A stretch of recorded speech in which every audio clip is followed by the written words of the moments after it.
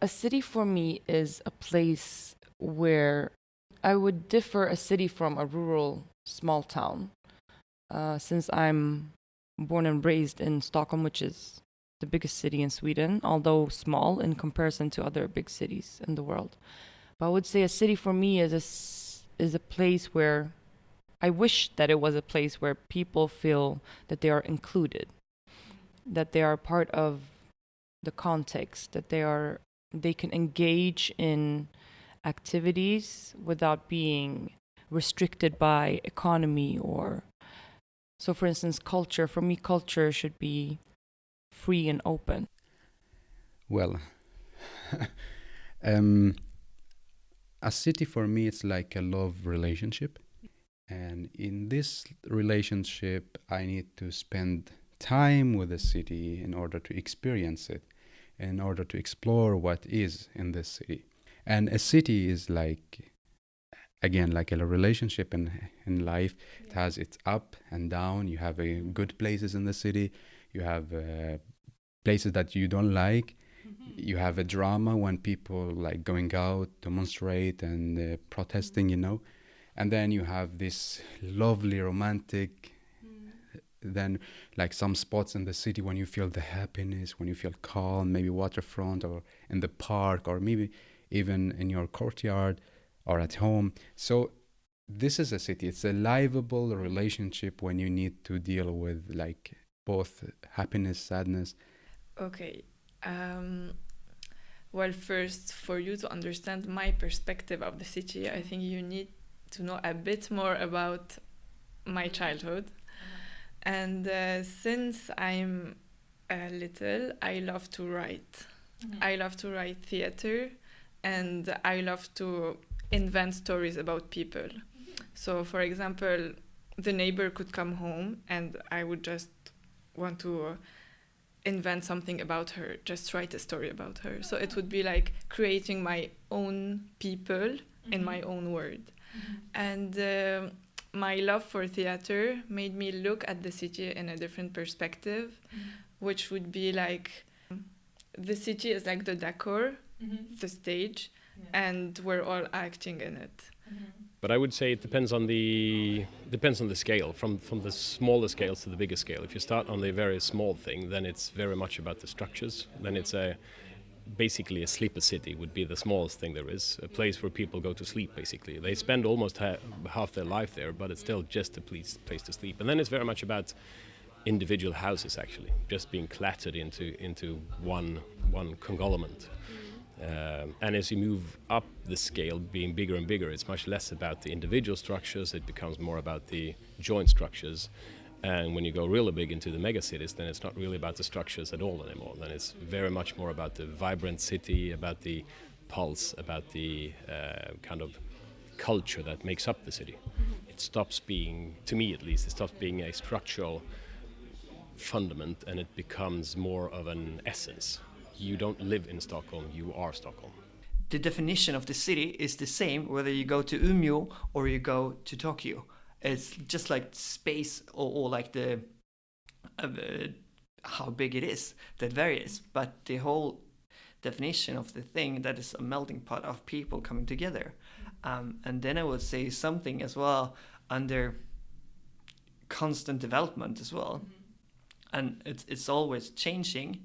For me, having a relationship with a city, and I can take Stockholm for an example, I love it, and I've been loving it for this past 20 years, but it has changed and has developed, and so have I, a lot, but it's like I've been developed along with the city and got to learn it and the new things, and I explore even more. So it's just like getting a deeper love with the city as I grow and as the city grows as well. A city for me would be a mix of these two, like these huge gatherings of people doing whatever, activities they choose, but thinking of being self-sustainable. A city for me, I think I'm just going to throw some words at you that make me think. It's so many things tied up in one thing. it's collective living. It's highly creative. It's very efficient. For me, it feels like living in the now and being kind of tapped into what's happening in culture, in the moment. And I definitely feel the contrast when I, living here in Stockholm, and then when I go visit my family and I'm in some rural area, I'm like, oh, I feel, less energized. I don't really know what's going on in the same way. I feel it's not enough to just read about it. I think in a city you feel it. I mean, a city can be a lot, but I do think of it as something urban. Most cities have good and bad qualities that you sort of want to combine and make the perfect city. Because everyone is talking about how we're going to create the sustainable, the attractive, the livable. I mean, it's the same words that are being used all over the world, but it means different things in different cities, of course. But it's... like, for instance, the greenery of Stockholm is ridiculous. The closeness to the water, the cleanness, it's wonderful. But then again, you take it, the low side is it's not, I mean, especially in the summer, and then industrial vacation in July, it's completely dead, which is not that great. But then again, you have the nature, so it's always a negotiation, and all cities negotiate. And it's just interesting to analyze how they negotiate and how they handle it. For the city, I believe that I am a change maker, that I am going to change the city and take it one step further to be more social, more sustainable city. It might sound big. This guy is just 26 and he's a change maker, but I believe in change has nothing to do with age. It has to do with energy. If you really believe in something and you can contribute to change it, then you're a change maker. So now when I started to work as an urban planner, I really like trying my best to design city for people, to include people, especially kids, girls, women, to be part of this city. Well, I'm intrigued by architecture, so that's one thing. And then I'm intrigued by basically culture, and culture as not culture on stage, but more culture on how people act and how you can almost feel the essence of a city by just walking around and just kind of grasping how people are moving around, what the stress level is like, it's so different from city to city, and being a spectator, just getting that in. I love walking around and just kind of embracing the atmosphere. I'm an intrigued and happy visitor. That's how I see myself, I think. And I'm just as happy to leave. I'm very happy to be in the city, but I'm just as happy to leave. As I said, I need the kind of calm.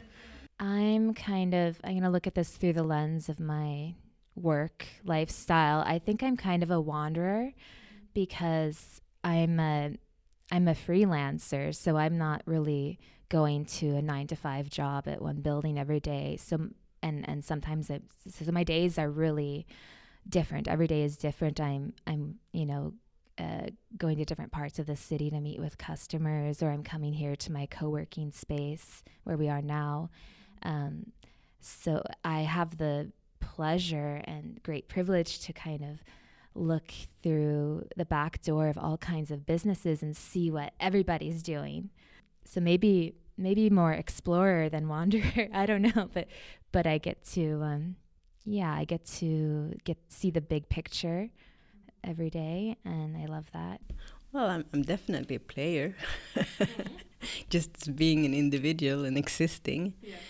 And working with it also makes me a player. I mean, trying to someone the other day, one guy that works at the municipality in Stockholm had me listed as one of the influencers of urban development in Stockholm. I use the city a lot because I move around a lot. I've taught my children to move around a lot and use buses and bikes and walking and trains and in a sustainable way. I use the forest and the lake a lot. I grew up in what you call a Million Program area, which is usually defined by where there's basically a lot of immigrants and lower economies, and bigger challenges, a lot of neglection when it comes to service or renovation, and that make me connected to million programs all over, not only Stockholm, but even the rest of Sweden, but also in the rest of the world. Like I can, this is a weird example, but I can go into a project in New York and feel connected because I sort of understand the DNA of this. But then I sort of I became middle class myself and actually bought an apartment in a quite popular area, and have tried to adjust to that kind of environment as well, and master it. I mean, I like it then. I really enjoy it. I couldn't see myself living somewhere else, but it's definitely this notion of place identity. I don't think we talk about it often enough. We talk about work identity or my identity as a mother or whatever, but place identity, the place that you grew up in, it's going to affect the rest of your life. It's going to affect who you know, if you get an education, if you get a job or not. It's so interesting. Take an area like Fort Greene in Brooklyn. When I lived there in the mid-90s, it was a run-down area. No one wanted to live there. Now it's one of the most popular areas, and has been for the past 15 or maybe even 20 years. And that kind of gentrification that has brought that upon. There's so many areas. You have Ladbroke Grove in London. You have even a lot of areas in Gothenburg that you can see that change in Möllevången.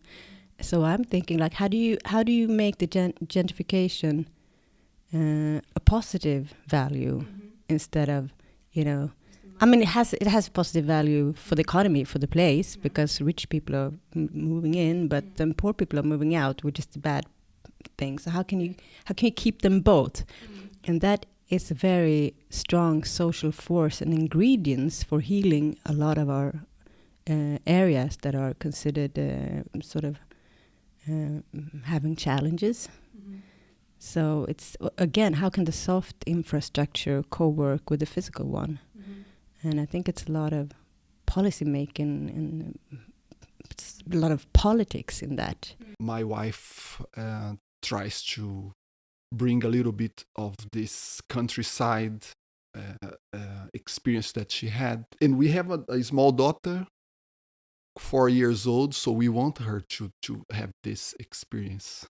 When she goes, it was one of the most delightful views I had with my daughter. It's like enjoying her to go like from our living room to the garden outside, and she just look at that beautiful cucumbers and tomatoes, and she was just picking from the plants and just eating them and like unwashed and enjoying herself. So wow, great. I think it is a great thing. Might be doesn't mean much for people, but I think this is part of self-sustainability. Of course, we go to the supermarket and this and that, but we could try to bring that back to the ideal cities that I see, that everyone could produce a little bit inside. It's okay, we're not talking about huge production, but at least a little bit that we could exchange between ourselves that can make this human side. For example, I can give tomatoes to my neighbors and they can give me peppers. Why not? It's okay. And, very simple things that make us more human. In order to cooperate with this ideal of like improving human staying on Earth, I have a company that like specialized in events, and we deal with music because in the end of the day I'm a musician myself. This company called Melange, we have like a world music events in Stockholm where we used to invite people from all over the world. In 2018, when we start our activities, in a period of 3 months, We had, yes, about 90 days. That was, we had 36 concerts. It was just an amazing opportunity to kind of introduce our ideas and manage these gatherings of so many different people. This is what I think is part of me in a city. It's like a gathering, a catalytic point where people can meet, can exchange, can know themselves. Music, I think, is the main gathering, not just now, but it has been from, ancient times, the main gathering tool. So let's continue. It works. Yeah, let's continue exactly. using. I could burst into tears because it becomes emotional somehow for me, because who I am, I have a hard time actually talking about myself, but like who I am or who I am representing as like a I am Swedish, but I'm also Kurdish, but who I'm representing in other people's eyes is not Swedish. So every time I enter a new room, I feel like I have to think about how I look in comparison to other people. You always have to have this intersectional analysis when you talk about who I am in the city. I'm privileged because I know how to move around. I know exactly what I need to do to get what I want, because I'm born in a context and my parents always taught me to never become a victim of who I am or how I look or how I speak. And I always I think also when I studied urban planning at KTH, I think I learned to have a state of mind that nothing is impossible. And that state of mind doesn't come for free. So you have to have role models that teaches you. And if you're a kid from the suburb in Stockholm and nobody shows you the way, how are you gonna learn? Because a kid can't teach themselves. They need people to teach them. But I also feel like, since I do music, I'm a rapper, and I feel like for me, the city is, I am a fun person in the city. I think that's my main motto, or I feel like I have different characters somehow, depending on what clothes that I'm wearing, not like actual clothes, but or actual clothes as well, because sometimes I like to dress more youthful. Sometimes I can wear a suit and people will look at you differently, how you walk, how you talk. But I feel like when I'm like Namo, I just like to engage and have fun in the city. If I follow my idea, it's we're all actors, and it's like we're preparing to play when we're at home, when we're getting dressed up, makeup, everything. We're preparing to play, so it's our backstage. And then when we go out to the city, which is our decor, we're starting to play, but we're in our role when we're in front of someone else. So when we're in society, we all become actors, and that's when we start playing. And so I think that everyone has a role to play, everyone has his own story to tell, and we never know what's happening in someone else's story. But what we know is that we're all in the same city, so we're all in the same play. I am a part of it. Wherever I go, I am a part of the city, that city that creates right here, right now. And in some way, I'm kind of a co-creator of the city.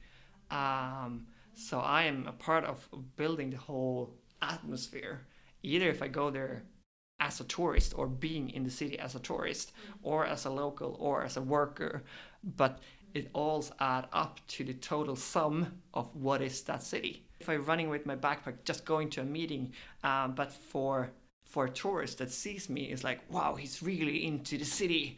Or for me as a tourist going somewhere and see the builders building a new house, like, wow, they're really creating the future, or whatever it can be. But everyone that is in the city is part of creating the whole, well, looking at Stockholm, I've been thinking like, how can I affect others' opinion about my city? And talking about my city, it's Stockholm for me. So when I've been going out and traveling around and seeing cities around, and then I'm coming back to Stockholm, it's just like, how can I, as a person, kind of give back to other ones in the city? More in like, for me, maybe as a tour guide, maybe as sharing stories, maybe because I have some ideas of doing like interaction tours with like to bring up the stories of people in the city. And I think that's so cool. And for me, I maybe in Stockholm can hear 5-6 stories of people I know. But going to Vancouver or going to Shanghai, I wanted to listen to stories as well. If the definition for me is a city is a melting pot of ideas and people, that's when I want to listen to the people, because they create the city. Ideal city would be a city full of light, intelligent light.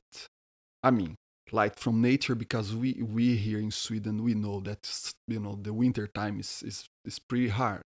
I don't think cold makes life hard here, but the lack of light. I think an ideal city should have more intelligent lights. We might need to develop more intelligent ways of storing energy and see if we can use and I'm not talking about high levels of light, of yellow lights are great, and more places for public gathering. Not just a small square, but we have squares and cultural centers all over Sweden, which is great. Even much more than, I would say, than most of European countries. Every district have their own library, cultural center, and square. But I feel that people don't gather. So I would say that an ideal city would be a city with more open spaces for the winter here, closed spaces. I think we as city, we should improve the ways people meet, creating more spaces where, not just shopping centers, and more diversity that, could just attract people to meet each other. I think we're missing this. That all we're missing in big cities and on my dream city is exactly this human touch. We have in Brazil and in South America in a much more natural way, because people are much more outside. Oh, my dream city is so green. It's like living walls. I want green roofs with chickens and beehives on the roof and solar panels.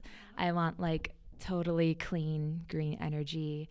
When I was in college, actually my major was environmental studies and economics, and I studied, somehow I became a writer. But one thing that fascinated me is there's a technology where they were talking about the future cities, and there's some technology where just walking on the sidewalks can capture the energy and use that to, energize the city. I think that would be amazing to have it just this fully contained system where we as inhabitants are, making it go around. Yeah, powering it. I'd love to see more wildness in the city too. I always hate seeing trees that are kind of constrained around the trunk. I would love to just let's let them break through a little bit. I don't know, give them a bigger patch of soil. And I love this initiative in Stockholm. There seems to be more walking only streets. I think that's really, it's so nice to not let as many cars in the city. I think it's, if we can figure that out more. I know it's a little bit tricky in some cases, delivering goods. Yeah, more walkable, more walking only, more wider bicycle lanes. It would be equal, whatever. It will be accessible for everyone. there was actually a study done in Stockholm showing that public active environments are pretty much equal between girls and boys up until age of 7. And then the boys start to take over. So from 7 to 19, 80% of public active spaces is occupied by guys. That's incredible. So when we started to talk about this even internationally, a lot of people were like, yeah, it's the same here, it's the same here. And I mean, then that's a huge question for equality. And but it's not only a physical thing, because of course girls play soccer too and stuff. It's also a culture question and a question of ownership, feeling like, well, this is done for me. I have this friend, he started the first skate park in Ethiopia, in Addis Ababa, maybe about 10 years ago. And there they didn't have like the notion of a skater being a hip-hop dude, you know, with a cap and a baggy jeans. And so the whole like promotion of the skate park was very genderless, or what do you call it, had no gender. So the first group that was formed was a girl group, and that his sister held. So it's definitely a culture thing as well, but it does say something to us. And then you find most girls in the shopping malls, and you have to understand what that is about. Well, it's about a roof over the head, it's about warmth, it's about knowing that if I go to the shopping mall, I'll definitely meet other girls there, other friends there, which I might not meet in that park. So I think we have a lot to do there. Yeah. I mean, all this thing about actually young women and public environment is very, very interesting. One way of handling it is actually to work with young women, have them create a park for girls, not to exclude boys, but just to at least have the conversation of if it's a difference or not. I mean, usually it is. It's a tiny difference, but it is a difference.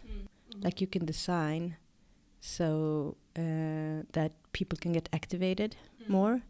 And there's this really good study. It's called Active Design Guides that Bloomberg did for New York. And I think it has, I think the first book that I read was in 2009, but they keep updating it, where they actually have researchers together with planners and architecture to make more active city. I mean, it's about having more fun colors on playgrounds that makes the kids want to run there and play because it's yellow, green, and blue. It's, about also, again, putting the bike, doing good bike lanes and stuff. A city built out of candy. Because when I say candy, I think about colors. So there's a street in London, Portobello Street. It's a very famous street. And at the top of the street, close to Notting Hill gates, there are some facades that are like pastel colors. And when you Google it, like you get tons of pictures. The reason is color makes us happy. And I think we need to use color more. Aesthetically, in my utopia, I would use more colors. In a lot of cities, there are so many restrictions of how color can be used, and it has to somehow, if a new building is built, it has to look like the surroundings. But why? Aesthetically, I would also, in my utopia, have more quality in the way we built. Because today everything is super fast, everything is prefabricated. It's very seldom we see a house being built with not necessarily old, because now I feel like I sound like it was better before. That's not what I mean.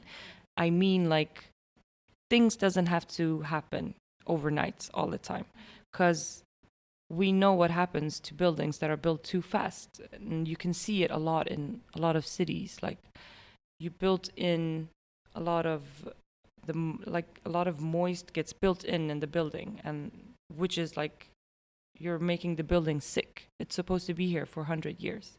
It's not nice to like you would never give birth to a kid after 2 months. It has to be there for 9 months. Yeah, wow, good. I like this link. Yeah. Playfulness. We forget to be playful. Playfulness is so important. Because everyone is playful. We don't get boring just because we get grown-ups. We get boring because we try to fit in a box. I can just see my mom and my dad. They are so playful still, and it's so amazing to see. And also, again, just people feeling like they're a part of that city, that they can be a part of building the city. It's a combination between 3 cities that I lived in. I lived originally in Baghdad. We are 8 million people in very small space. So you can see people everywhere, literally everywhere. If you drop, what do you call it? If you drop something, it will fall on someone. People, this is one element. And then in Milano, when I was living there, I see the art in the street, in the public. They invest so much in art. And Milan is very well known for the fashion capital and modern art, architecture. They invest a lot in making the city beautiful. When it comes to the art and fashion and, lighting as well in some parts, let's say. Art, this is the second element. Third element is in Stockholm here. As you know, the city is divided to 3 parts. 1/3 is the urban, the city, and 1/3 is the green space, and 1/3 is the water. So from Stockholm, I like this harmony between the green and the blue. So it's a city where the green meet the blue and meet the gray, the urban. Okay, it's sad to call it a gray, but when you add the art element, you change the gray to another color, to making it colorful. And then you just add the people.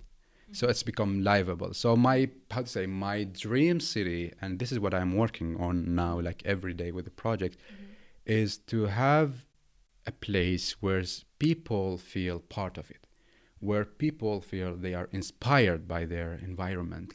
They walk around, they see the beautiful nature, they see the beautiful sculpture, they get really inspired, and this will inspire them to be creative in what they do, if they work, in their relationship, at home, make them happy. Because this is what cities should give to the people. This is what city is responsible to give to people, to make them happy. What's the point if you're living in a city that feels you're in a prison, So my dream city is a city based on people, for people, by people, and then with these three elements: art, green, blue. And a morning in a city is the best thing ever, because you see the whole city wakes up and people are starting to come to life. I think it's really cool to just walk along the city and looking at the people. I live in a suburb of Stockholm called Sundbyberg, and it was a question on I don't know, some Facebook group or something that said where's the best place in Sundbyberg, or the best spot? And there was tons of people answering, and the most common answer was the train pathway. And people were why? Yeah. Because the booms are getting down, so people need to stop there, and they need to stop and wait for the train. And that creates a spontaneously meeting space for people to stop there and watch each other and say hi. And that was the space in Sundbyberg that people enjoy most. It's so cool. Oh, it's so amazing. Wow. And that's when you're being a part of the city as well, because then you got a space where you wouldn't have if the train wouldn't come by, because then you would just rush away to your thing. But then over there by the train stop, you had to stop and wait a minute, 2 minutes at maximum. But that 2 minutes create a feeling of, I don't know, belonging, or just a stop and wait and think something, but look each other and oh wow, you are here, wow, hey there. Yeah. Efficient, everything. But maybe how can you develop a city where you actually get those bricks. And people don't notice that it's built like that, but you know it as an architect that it is supposed to, that you cannot rush through this. Well, I said that I come from a Mediterranean country, from Lebanon, and that I love the sun. For me, the idealized day in the idealized city would be in Batroun. And Batroun is a region in Lebanon which is full of beaches and full of authentic Lebanese people. So you really feel the warmth, not only like, okay, it's sunny and everything, but the warmth coming from the people. So you feel like it's your home. You're outside, but it's like home. And it's like everyone knows everyone, although we don't know anyone. So I would just walk in the streets and I can like hear voices, because everyone living there always is in their balcony to be inside out, kind of. So they're part of what's happening outside, but they're still in their homes. And like if you have an eye contact with them, they would definitely invite you for a coffee, for example, or something. So it's really a very good feeling, I would say. I love walking. I love walking around. So my ideal day in an ideal city would be kind of actually walking, stopping to have coffee and stopping to have lunch, of course. But I would probably walk some 20 Ks or 25 Ks, just getting the atmosphere, just walking around and trying to feel the city, taking the architecture and just having it appear to me in that kind of pace that walking allows. Going in a car is just too fast. I like going fast, so it's not that. But if you wanna collect some information about a space, then a car is too fast. The walking pace gives you enough time to kind of take up enough details to get you some essence of what it is. So my ideal day in an ideal city would just be walking. That sounds a bit weird, perhaps, but just and of course there's sun, and of course there's good weather, because otherwise I'm not going to be in a happy space. Moving to the US, we only stayed for 6 months, but that was kind of a shock that you couldn't go everywhere. At one point the sidewalk just ended. When we bought the car, I took the bus to go to the, and I got off the bus, and I had to pass, and the only way to get there was to walk on the freeway. That's the only way I could pass another freeway without kind of going 4 kilometers off and then 4 kilometers back. So I had to walk by the side of a freeway to get a car, and then I could drive back. So it was 100% made for cars. It's not made for walking. But that's not the inner city, of course. But so the inner cities, most places you would be able to walk, as I find it. Yeah, and then of course the cities differ very much if it's a bicycle city, or if it's a car city, or if it's a walk city. There's many different ways how it goes. But Stockholm, yes, would be more inviting to walk than say Washington. Not that fantastic walkable, but still walkable, but not the same kind of, to me at least. I'm already doing some things now that's in line with my dream city. I mean, I really walk everywhere. I'm using public transit. I'm not driving a car. I'm just going to become, what do you say, become the change you want to see?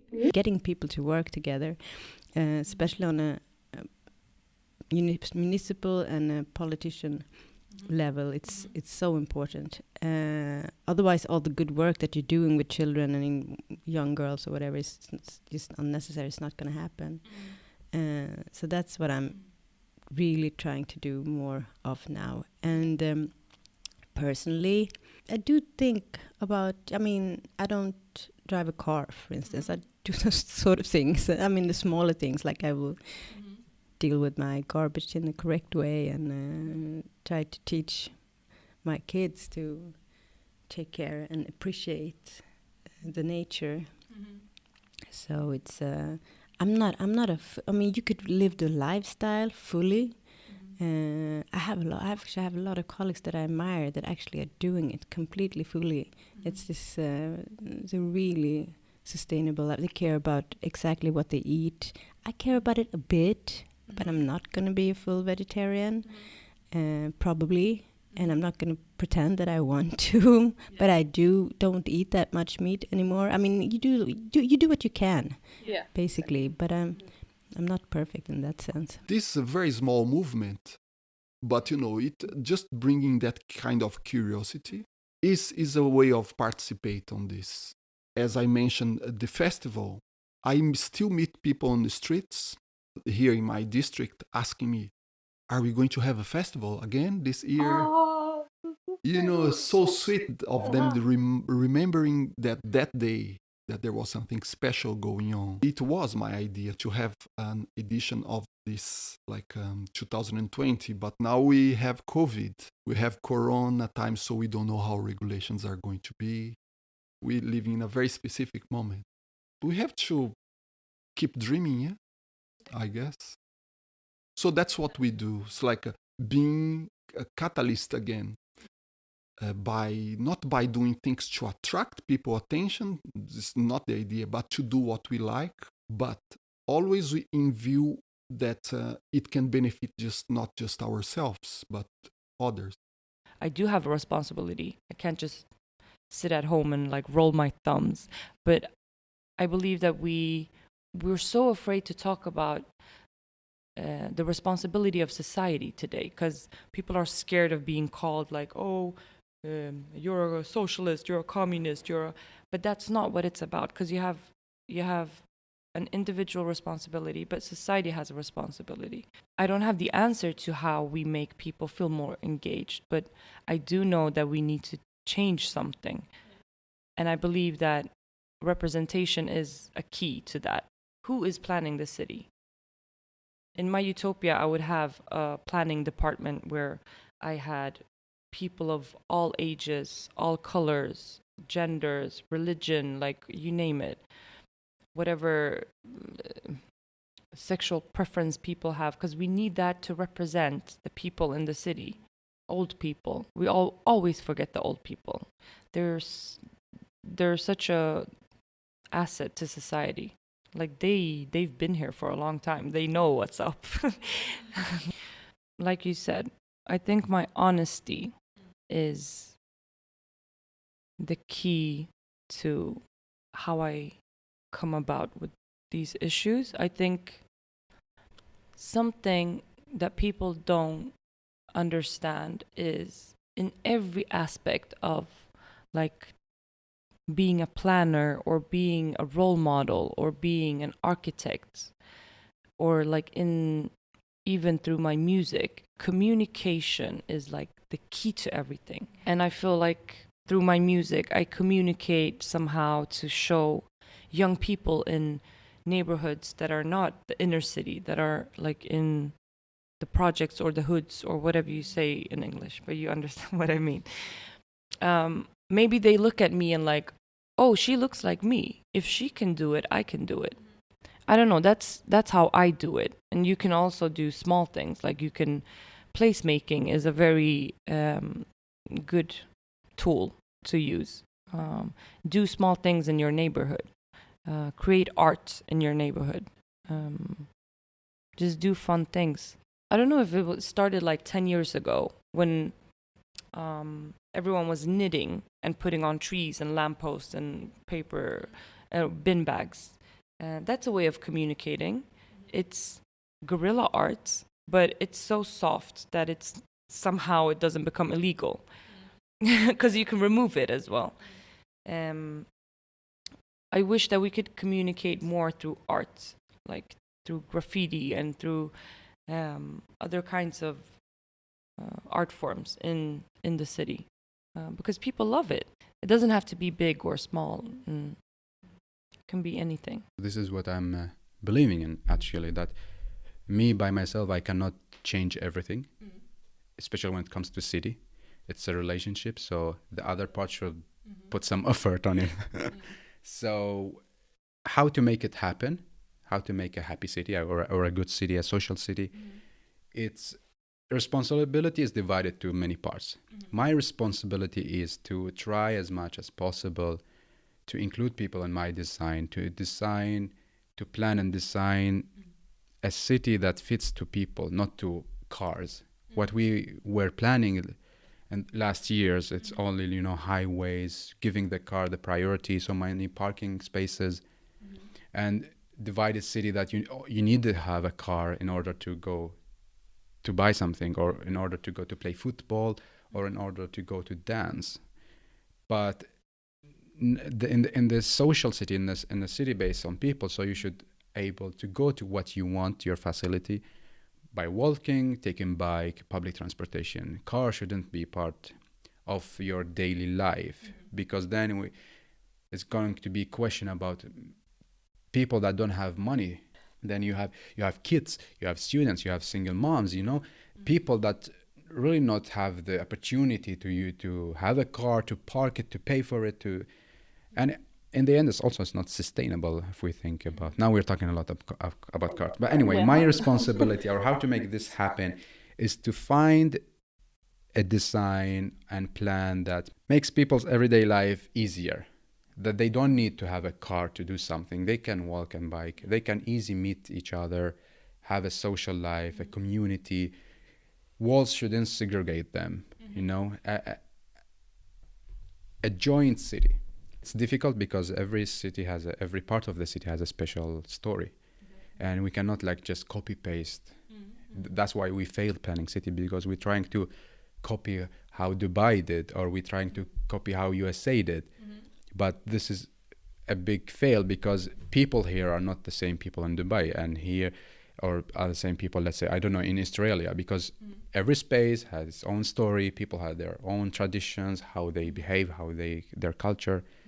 So that's why I am telling that my responsibility is to understand people, to plan city for people. People's responsibility, they should be more engaged when it comes to planning cities. They should understand what is their city about, what is happening in the city, who is deciding the city, because the people should be part of the future city. It's their own city. So be engaged in what's going on. When, especially here in Sweden, we have this kind of, we call it public dialogues, medborgardialog. When city wants to do something, they ask people, what do you want? In Europe as well, yes. Here they're trying to include people more, like in the different processes. So I really recommend people to be part of this. And go tell your feelings, your expectation, your dreams.